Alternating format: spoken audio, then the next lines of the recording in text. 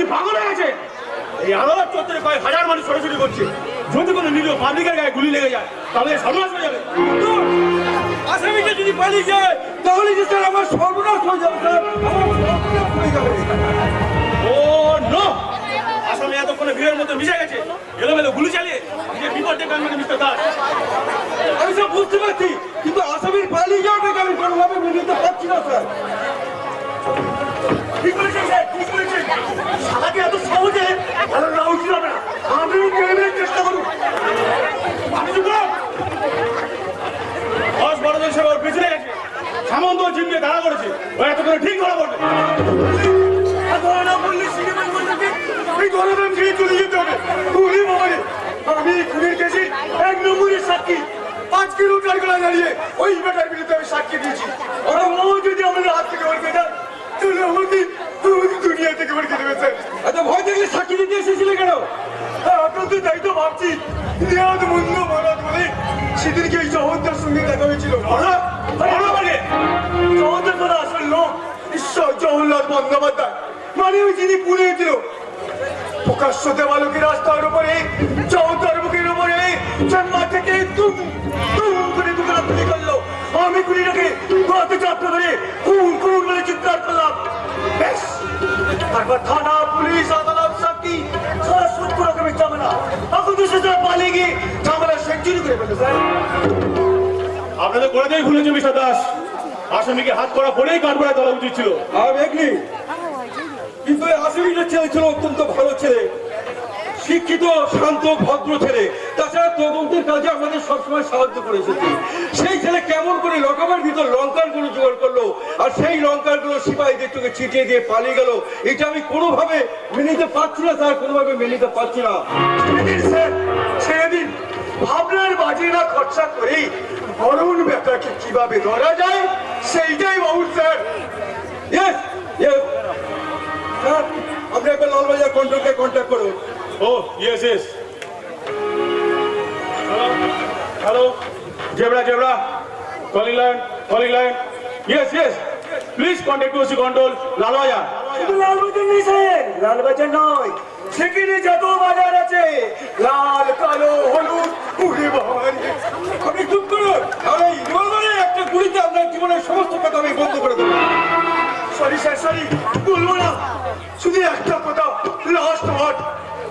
আমি না মানলেও ওই খুনিরা তো আমাকে ছাড়বে না sir. Sorry sir, sorry. Yes, yes. Zebra, zebra. Calling line. Calling from Alipuর কোর্ট।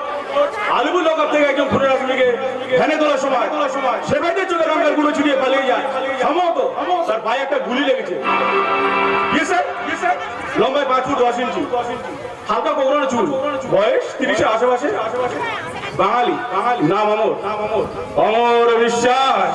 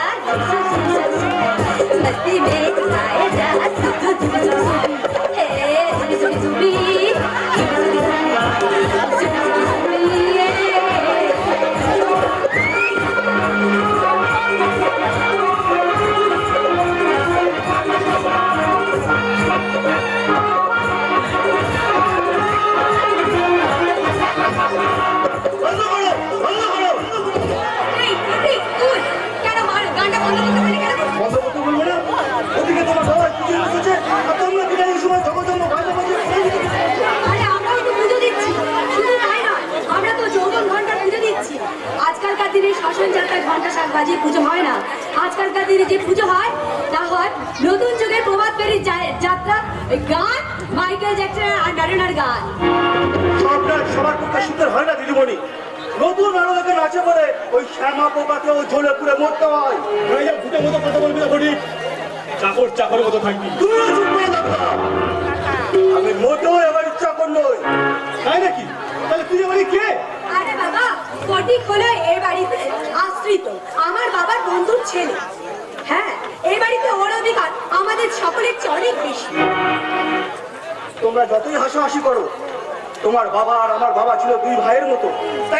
তাই তো আমার বাবা মারা যাওয়ার পর বাবু নিজে আমাকে এ বাড়িতে আদর করে নিয়ে এসেছে। তুমি আমাদের কাছে অনেক বেশি ইম্পর্টেন্ট, কিন্তু তুমি আমাদের ব্যাপারে এত না বলো কি করে ফটিক?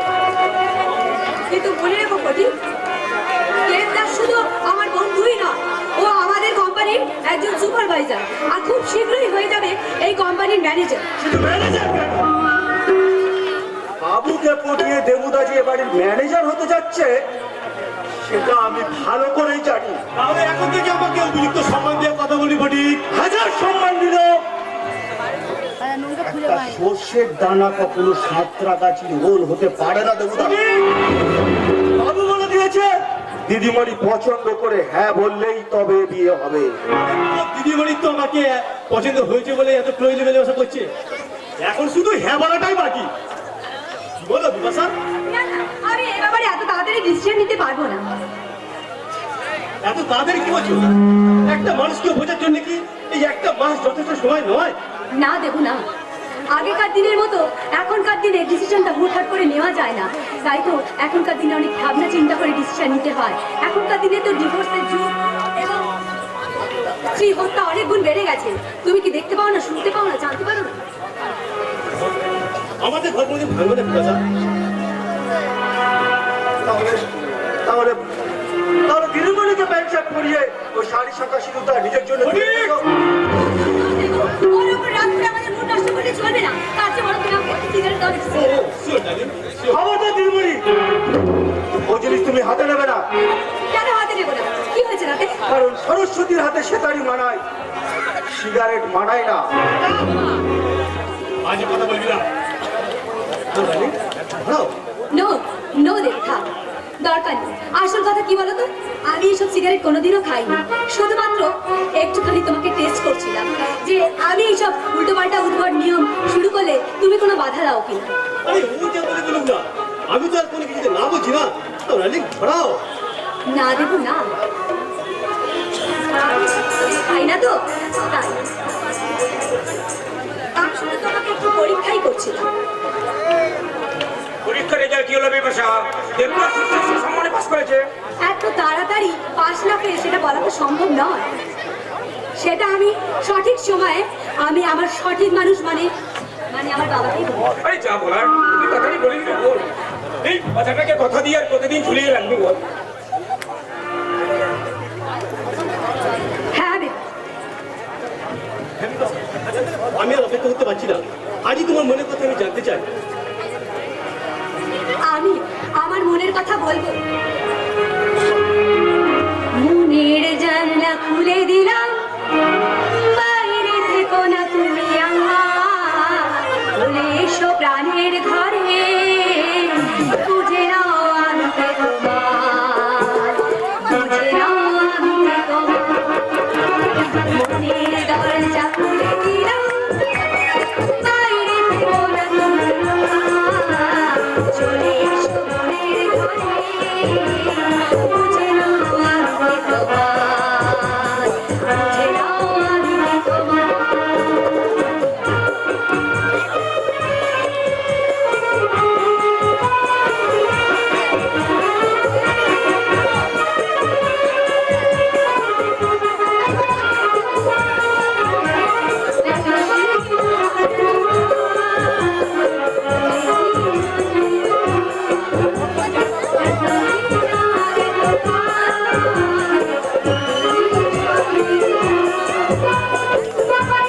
সামনে যাবে এলাম নতুন করে, বুঝে নাও আমি কে তোমার, বুঝে নাও আমি কে তোমার। মনের দরজা বাইরে থেকো না তুমি আর, চলে এসো মনের ঘরে, বুঝে নাও আমি কে তোমার, বুঝে নাও আমি কে তোমার।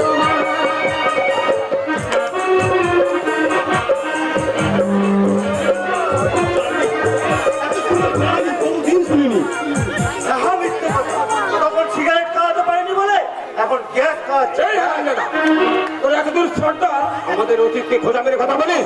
দেখাও দেখাও বেটার ফর্ম ইয়ার। না মালিক, এই সবারই বিবেককে বাইরে বের করে দিস না।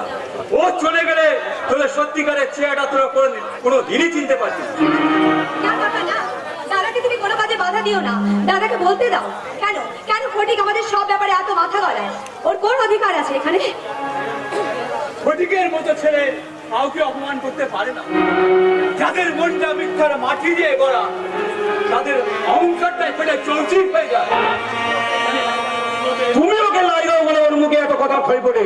ওই তো ফুলের মতো হালকা, তবু সেটা পাথর হয় তোদের মুখে বাজে কেন বলতে পারি? বাজবে না? জানো না, একটা অনাত্মীয় ছেলে আমাদের সব কাজে সব সময় ইন্টারফেয়ার করে। কেন যে ও এরকম করে সেটা আমি তো বুঝতেই পারি না। এর জবাবটা একমাত্র তোদের বাবা, অর্থাৎ আমার পরম পূজনীয় দাদাই দিতে পারবে, যিনি সবসময় আমাকে এই পৈতৃক বাড়ি থেকে উচ্ছেদ করতে চান। তিনি কিসের জন্য এই ফটিককে এই বাড়িতে আশ্রয় দিয়ে রেখেছে, সেটাই তো আসল রহস্য। সেটাই তো। না বাবু না, এর মধ্যে কোনো রহস্য নেই। তুমি দয়া করে চুপ করো। এরা এরা আমাকে যতই গালাগালি করুক, আমি ওসব গায়ে বাকি না। তোকে গালাগাল না দিয়ে তাহলে এখনই তোর এই বাড়ি থেকে বের করে দেবো। চল অনেক ফটিককে যে বাইরে বের করার চেষ্টা করবে, ফটিকের পরিবর্তে তাকে এই বাড়ি থেকে বের হয়ে যেতে হবে। তুমি কি বলছো? ফটিক এবারই রাখছি তো, আর দাদা তোমার নিজের ছেলে। ফটিক ফটিক আমার বন্ধুর ছেলে। বর্তমান বাজারে ওর বাবার সাথে বসে গিয়ে ভাবতাম মানে বিড়ি। মাসে গরমে আমার হাত তুলে ধরে বলেছিল, মুকুন্দ রে এই মা মরা ছেলেটারে দেখি, আর সে কথা তো আমার ইয়ে রাখতে হবে, মানে দাম। সত্যি বাবু, আজকালকার দিনে আপনার মতন বিবেচক মানুষ আর খুঁজে পাওয়া যাবে না। জানি বাবু জানি, তোমার থেকে সবাই ভালো মতো জানি। চলো যাও, ভিতরে যাও। আর একটা কথা মনে রেখো, এই দাদাগিরিদের কথাতে কিছু ইয়ে করে না, বুঝলে, কিছু মনে করে না, বুঝলে? কিছু মনে না বাবু না, কিছু মনে করবো কেন? এই বাড়ির নুন খেয়ে যে আমি বড় হয়েছি, তাই জীবন দিয়েও এই সারা বাড়ির বাগানে শুধু সুখের ফুল ফুটিয়ে দিয়ে যাব। সুখের ফুল। তোমার এই ন্যায় বিচারটা দেখে বিপাশার মালিক বোধহয় খুব একটা সুখী হতে পারবে না। বিচার করার আমি কে? বিচার তো করবো না রাধা মাধব। তার চরণে সবকিছু নিবেদন করে আমি তো বেশ আনন্দেই আছি। ছন্দে ছন্দে তুলি আনন্দে আমি বন ফুল গো, আমি বন ফুল। ছন্দে ছন্দে তুলি আনন্দে আমি বন ফুল গো, আমি বন ফুল। এই গানটাই আমার জীবনের বীজ মন্ত্র। একটা সিনেমার গান তোমার জীবনের মূল মন্ত্র হয় কি করে বাবা? ওই গানটাই আমাকে নিয়ম করে সময় ভেদে কাজ করতে শিখিয়েছে। ওই গানের তলে তলে দুলে দুলে আমি বিড়ি বাঁধতাম।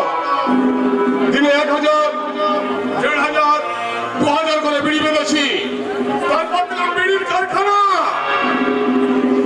বিড়ির কারখানা থেকে দিলাম নাট বল্টুর কারখানা করে, কোট প্যান্ট টাই পরে আজ আমি মুকুন্দ শাহ থেকে শাহ বাবু হয়েছি। আর এসবের মূলে সবাই কমলবালা দেবীর গান। কি বলছে বাবা দেবদাস? বিপাশার মত করতে পেরেছো? যদি সবসময় বিপাশার পাশে বসে থেকে ঘুরে কাটে, তা নয়তো কোনোদিন আমি নাগাল পাবো না। পেতেই হবে, পেতেই হবে। কাল সকাল থেকে উঠে পড়ে লেগে যাও। হ্যাঁ, আসলে একটা কথা, তুমি এজার কাছে থাকো, তোমার মাসির পিছিয়ে তাকে বলে দিও বিয়ের পর কিন্তু বিপাশা তোমাদের ওখানে যাবে না। তুমি বরং আমাদের এখানে ইয়ে করে, মানে এখানে এসে থাকবে। নিশ্চয়ই থাকবো স্যার। আপনার আশীর্বাদ সঙ্গে থাকলে এই পৃথিবীর কোনো বাধাই আমি মানবো না। বুঝলি sir? Good night. Good night everybody. Good night Bipasha. তোমরা তারা ওই দেবদাসকে ঘর জামাই করে রাখতে চাও না? না কাকা, আমাদের ঘরে মেয়ে অন্যের ঘরে গিয়ে কাপড় কাচবে কিংবা থালা মাজবে, সেটা আমরা কোনোদিন মেনে নিতে পারবো না। দাদা, মেয়েরা বিয়ের পর অন্যের ঘরে যায় না, তার নিজের সংসারই যায়। আর সেই স্বাধীনতাটা আমি নিজের হাতছাড়া করতে চাই না। তোর চাওয়া না চাওয়া করে ইয়ে নেই আমার কাছে। আমি যা ভালো বুঝবো তাই করবো, আর সেই জন্য তোকে আমি ওই দেবদাসের সাথে মিশতে দিয়েছি। তুমি যা ভালো করবে তাই যদি করো, তাহলে আমার মতামতটা জানতে চাইছো কেন বাবা? এদেশের মেয়েরা তো সারা জীবন তোমাদের ওই ভালো মন্দ, তোমাদের চাওয়া পাওয়ার উপরে নিজেদের জীবনটাকে বিসর্জন দিয়ে বলে দিয়ে এসেছে বাবা। আমার যদি কোনো কিছু প্রতিবাদ করার সুযোগ না থাকে, তাহলে আমাকেও তুমি বিয়ের নামে বলি দাও বাবা, বিয়ের নামে বলি দিও।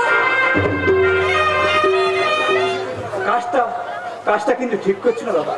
ওই বিপাশার পছন্দ যদি না হয়, ওই পছন্দ অপছন্দের কথা তো বলেনি, ও শুধু ঘরজামাই থাকার ব্যাপারে আপত্তি করেছে।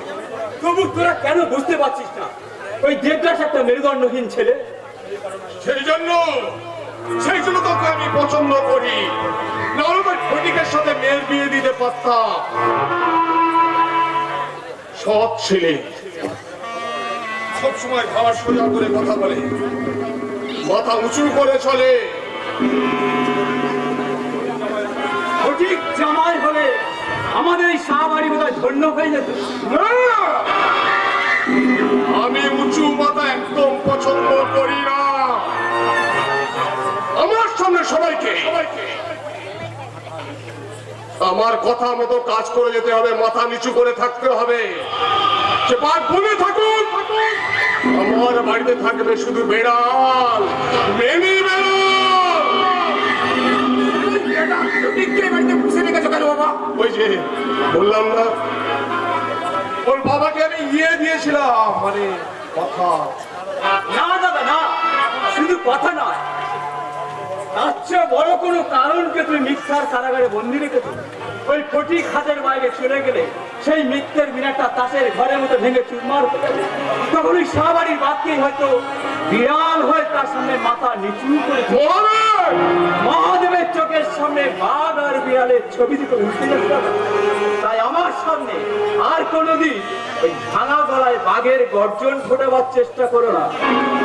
এই বদমাশে, তুই আমার খেয়ে আমার বাড়িতে থেকে। না দাদা না, তোমার বাড়ি পৈতৃক বাড়ির একখানা পুরানো ভাঙা ঘর নিয়ে থাকি। বিয়ে থা করিনি বলে মাস্টারের সামান্য মাইনে তোমার দিন চলে যায়। তাই আমাকে মেজাজ দেখালে হয়তো এই বাড়ির অর্ধেক ভাগ আমি চেয়ে বসবো। আর সেদিন ওই কাননমালার আমি বলে মুখ ফুলবো, ভুলে গিয়ে চোখের সামনে শুধু শস্যের ফুল দেখবে। মানবের চোখের সামনে শুধু হলুদ রঙের শস্যের ফুল দেখবে, শুধু হলুদ রঙের শস্যের ফুল দেখবে। বদমাইশ, এত বড় কথা বলার সাহস পাই কোত্থেকে? ও কি ফটিকের ব্যাপারে কি জানতে পেরেছে? ফটিকের ব্যাপারে কি জানে বাবা? এতদিন তোকে আমি সে কথা বলিনি। আস্তার শহর, যে জমিতে আমি কারখানা করেছি, ওই বর্ধমানের পাশে 10 বিঘা জমির আসল মালিক ছিল ফটিকের বাবা নরহরি। কি বলছো? হ্যাঁ রে হ্যাঁ, মরার সময় নরহরি গোবিন্দ আমার হাতে তুলে দিয়ে বলেছিল এই জমির চাষ থেকে ফটিককে মানুষ করতে। আর সেই জমির চেপে রেখে তারপর তৈরি করেছি বিশাল বড় কারখানা। বলো কি ওই বেটা ফটিক লাখ লাখ টাকার মালিক? হ্যাঁ, তবে অবশ্য ওই বিষয়ে কিছু জানে না। রেজিস্ট্রি অফিসে টাকা খাইয়ে কায়দা করে জমিটা আমার নামে করে নিতে হবে। তারপরে মহাদেবের আমি ইয়ে ভেঙে দেবো। ইয়ে মানে মস্তানি। পুলিশ মস্তানি স্টার্ট করলে তখন কি করবেন বড় বাবু? পুলিশ আমার মস্তানি শুরু করবে কেমন শাসন? ও বাদ তো আমি জানি না। কাল রাতে কারখানা কাম খতম করে ঘরে যাওয়ার সময় পুলিশ আমার পিছু নিয়েছিল। বিনা কারণে পুলিশ তার পিছু নেবে? ওই তো সক্রিয় কথা হয় ছোটা বাবু। কারখানার পিছে ওই নদীর ধারা দিয়ে রাউন্ড দিয়েছে। পুলিশ কি ওরা কি কিছু ইয়ে করেছে, মানে নাকি কি সন্দেহ করেছে? কেসে সব করবে বড়া বাবু। দিনভর কারখানায় নাট বল্টু তৈরি হচ্ছে, রাতে আমি একেরা পাইপ গান্ধি পিস্তল বানাচ্ছি। ও মেশিনই সন্দেহ আস্তে কথা বল। এই তো আমাদের কারখানা তৈরি তিনখানা ইয়ে ধরা পড়েছিল, মানে পাইপ গান। এখন একটা কাজ কর, কয়েকটা দিন তুই রাতের কাজ বন্ধ রাখ। আপনি বলবেন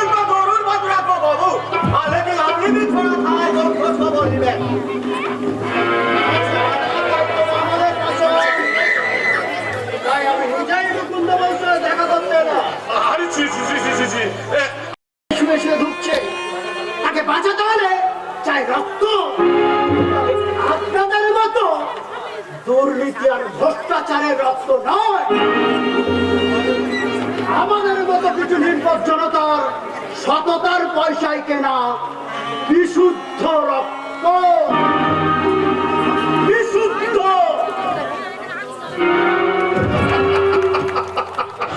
ये साला बहुत झगड़ा करते बाबू। जो आदमी साला पैसा के बदला दे ना, वो आदमी साला बहुत डेंजर है बाबू। মূর্খ, মহামূর্খ। 50,000 টাকা ছুড়ে ফেলে দিয়ে চলে গেল। আমি যদি উপর তলাকে এর হাতটা হয়েছে,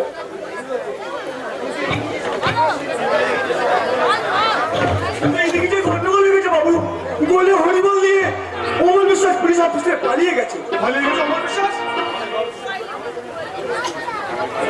অমর বিশ্বাস মানে ওই যে ফুলের অপরাধীকে জেল খেটেছিল। সর্বনাশ। শালা একের পর এক সমস্যা আমার পিছু ছাড়ছে না। এই শ্রীনিবাস, তুই এক কাজ কর, তুই এখান থেকে গিয়ে গা ঢাকা দিয়ে থাক। তোর সাথে যে আমার কোনো পরিচয় আছে, জানাজানি হয়ে গেলে আমার যে কোমরে দড়ি পড়বে দড়ি।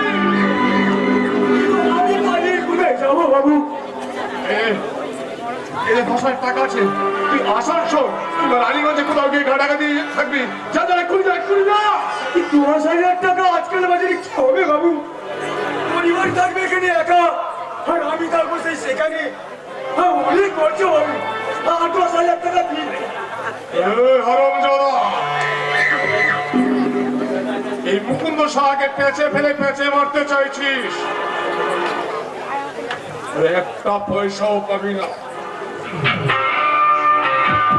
বাস্তবে চলবের মতো আমি টাকা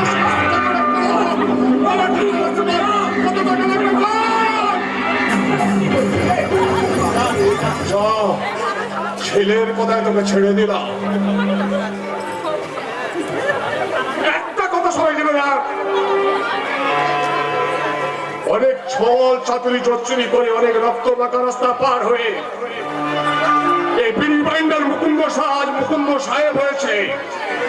যে সাহেবের ভাবমূর্তিটা আমি কোনো সোজা তো রাতারাতি ভাঙতে দেব না। একটা খুলিতে বসতে দরকার হলে আমি 10টা ইয়ে করতে পারি, অনেক খুন।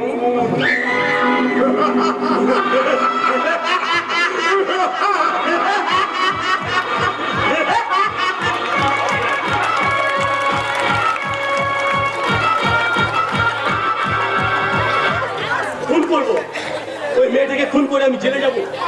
পরের বাড়ির মেয়ে হয়েও সেবালি কি করে বাড়িতে ঢোকা সাহস পায়? মাসি, ও মাসি, হাসপাতালে গেছি, কি দরকার আমাকে বলে দেবুদা? তুমি কোন সাহসে আমার বাড়িতে হাত দিয়েছো?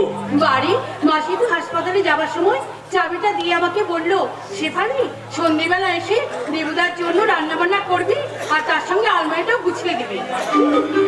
ঘর গুছিয়ে রান্না করে যতই মাসির মন বাজাবার চেষ্টা করো না কেন, তবু আমার হাতে সিঁদুর পড়ার স্বপ্ন তোমার কোনোদিন সফল হবে না। কেন হবে না? কেন মুকুন্দ সার কারখানায় কাজ পেয়েছো বলে তুমি কি মণিপুরের মহারাজ হয়ে গেছো? আরে মহারাজা না হলেও খুব শিগগির আমি এই কারখানায় ম্যানেজার হবো, তারপর একটা দিনই ভাগাড়ে পড়ে থাকবো না। এই পুরো বয়সে তুই মারিয়া মাসিকে কে দেখবে শুনি? সেদিনটা থাকলে তুমি আমার সঙ্গে যাবে। জানি দেবো না, এই বাড়ি ছেড়ে আমার কোথাও যাওয়া হবে না। এ বাড়ির মাটিতে তোর মেশামশাই মারা গেছে। এ বাড়ির মাটি হচ্ছে আমার শহরের চেয়ে অনেক বড়। আচ্ছা মাসি, আমি একটা কথা বলছি, তুমি যদি খ্রিস্টান হও তাহলে বোনের ছেলে হয়ে দেবুদা কি করে হিন্দু হলো বলো তো? আমি কিন্তু আগে হিন্দুই ছিলাম, তারপরে চার্চে গিয়ে আমি খ্রিস্টান ধর্মে দীক্ষা নিয়ে আমি ডালিয়া বিশ্বাসকে বিয়ে করে তপতি মন্দির থেকে তপতি মসজিদ থেকে আমি হয়ে গেলাম ডালিয়া বিশ্বাস। আমার নতুন নাম হলো মারিয়া। তাহলে সে দক্ষিণবঙ্গ থেকে তুমি বর্ধমান জেলে এলে কি করে মাসি? ড্যানিয়েল এখানকার হাসপাতালেই চাকরি করতো। তারপর 2 বছর ঘুরতে না ঘুরতেই সাপের কামড়ে একদিন রাত্রে ড্যানিয়েল মারা গেল। তারপর আমি এখানে নার্সিং এর ট্রেনিং নিয়ে তবে আমি হাসপাতালেই চাকরি পেয়ে গেলাম। তা একা একা ব্যস্ত ছিলে, তা ওই প্রত্যেকে না দেবুদাকে জোটালে বলো তো? ড্যানিয়েল মারা যাওয়ার পর আমার এই বাড়িটা যেন মরুভূমির মতো খাতা ছিল। তখন দেবুকে কোলে করে নিয়ে এসে আর এখানে নিয়ে আসলাম। এইবার তোকে এবারে বউ করে দিয়ে তবেই আমার ছবি। মাসি মরে গেলেও ওই মেয়েকে বিয়ে করতে পারবো না। এতদিন তুই সে কথা বলিসনি কেন? এতদিন আমি তোমাদের চোখ দিয়ে দুনিয়াটাকে দেখতাম, তাই মাথার উপরে উঠছে স্যার আকাশটাকে ওটা দেখতে পাইনি। জীবনে চলার পথটা পায়ের নিচেই থাকে দেব না, যারা আকাশের দিকে তাকে পথ চলে তাদের মুখ উপড়ে মরতে হয়। আমাকে জ্ঞান দেওয়ার চেষ্টা করবে না। কেন মালিকের বাড়িতে যাতায়াত করে তুমি কি বুদ্ধির ভান্ডারটা বুঝে নিয়েছো? কদিন পর যখন মালিকের মেয়েকে বিয়ে করে এ বাড়ি থেকে বেরিয়ে যাবো না, তখন সেটা বুঝতে পারবে। কে বললি? এই তুই কি বলছিস দেবু? 5 বছর বয়স থেকে তোকে তিল তিল করে আমি মানুষ করেছি, তারপর তুই আমাকে ছেড়ে কোথায় যাবি দেবু? কোথায়? আমাকে খাইয়ে করে বড় করেছে বলে আমার হাত পা বেঁধে অন্য বুঝে আটকে রাখা অধিকার পাওনি। কি বললি? কি বললি তুই? আমি তোকে অন্ধকার বুকে আটকে রেখেছি। হ্যাঁ হ্যাঁ, তোমার জীবনে সব রং মুছে গেছে বলে তুমি আমার জীবন থেকে সব রং কেড়ে নিতে চাইছো। আরে চুপ কর, আমি আর শুনতে পাচ্ছি না, আমি আর শুনতে পাচ্ছি না। তুমি এত বড় কথা বললি?